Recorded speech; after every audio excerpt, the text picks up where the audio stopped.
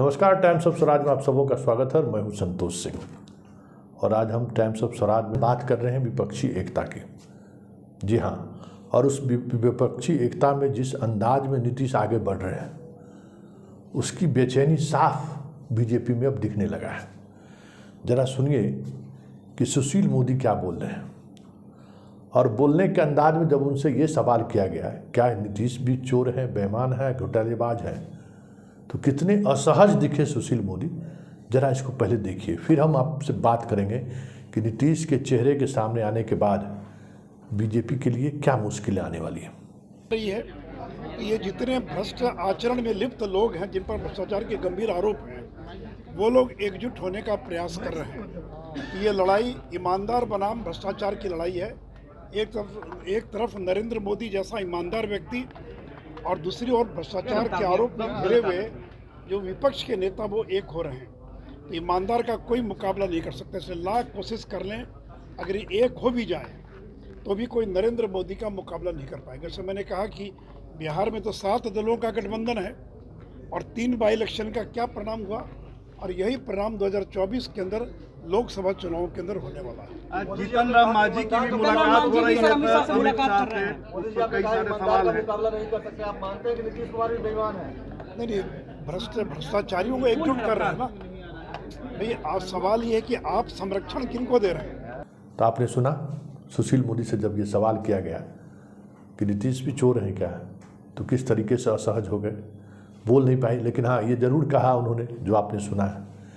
यही असहजता जो है बीजेपी के पीएम को भी है, क्योंकि जब आप भ्रष्टाचार की बात करिएगा कि एक तरफ ईमानदार सरकार, दूसरी तरफ भ्रष्ट सरकार, तो आप नीतीश को कैसे साबित करिएगा कि भ्रष्ट सरकार है, क्योंकि चेहरा नीतीश अब बनते जा रहे हैं। और नीतीश के साथ जिस तरीके से आज वामपंथी पार्टियां भी खड़ी हो गई हैं।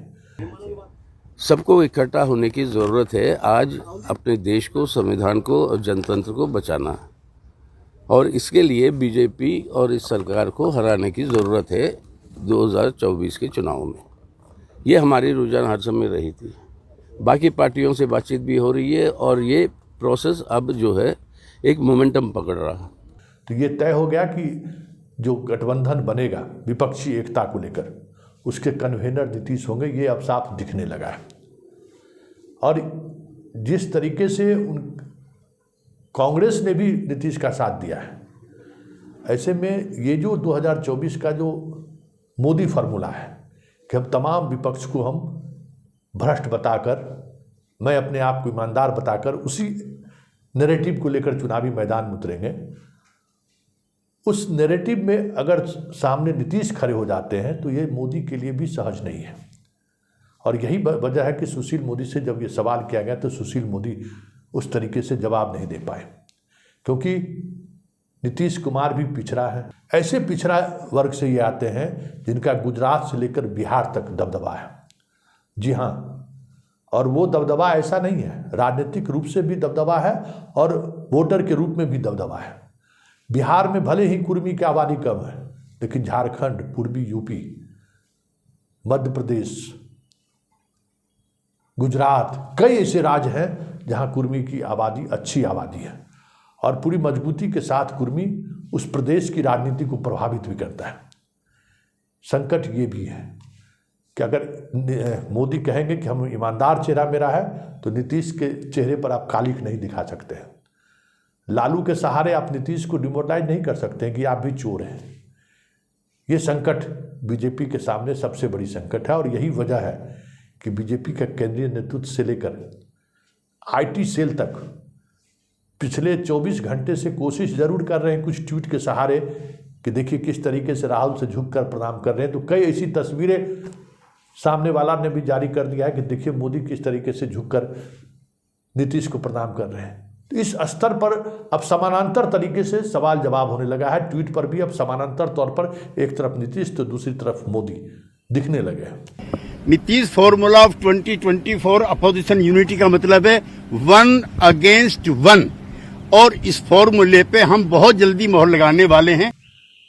और अगर यही चीज़ें आगे बढ़ती चली गई तो जो जिस नैरेटिव के सहारे बीजेपी 2024 को साधना चाहती है कि हम ईमानदार हैं, तो नीतीश की ईमानदारी में भी आप सवाल खड़ी नहीं कर सकते हैं। बिहार जैसे राज्यों में लगातार वो मुख्यमंत्री हैं, लेकिन अभी तक किसी घोटाले का चार्ज उन पर नहीं लगा है, ना ही इनके घर ईडी और सीबीआई कभी गया है।